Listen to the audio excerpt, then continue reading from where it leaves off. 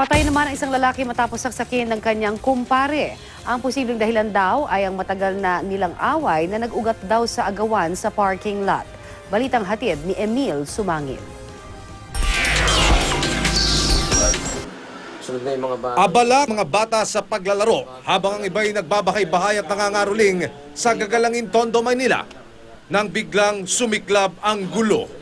Nabulabog ang eskinita, kumaripas ng takbo mula sa dulo, papalabas ang mga tao. Di malaman ng mga bata ang kanilang gagawin.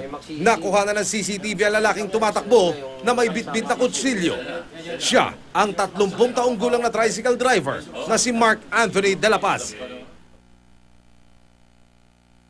Ilang minuto pa lang ang lumilipas, sinaksak ni Anthony ang kumpare niyang si Romy Agusejo, 50 anyos. Hindi makikita sa CCTV video ang pangyayari dahil nangyari ito sa dulo ng eskinita. Napatay ang biktimang si Agusejo at large pa ngayon si Anthony.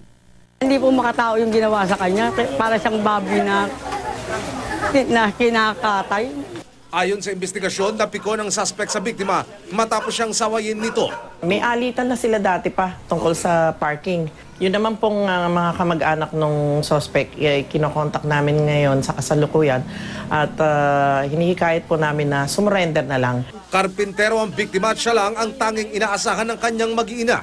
Anthony, alam mo, ginawa mo sa buhay namin, sinira mo pamilya ko. Walang ginawang masama sa'yo, asawa ko.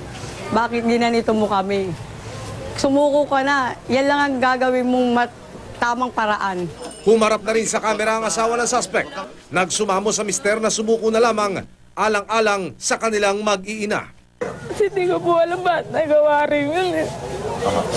Parang ano na namin sila ate rin eh. Hindi na ba kami magkakaiba yun? Kaya nagulat ako, sabi ko bakit sa dami, bakit asawa ko pa yung gumawa nun eh. Sana may punasan ka, sumuko ka na para matahimik na rin sila ate rin. Emil Sumangil, GMA News.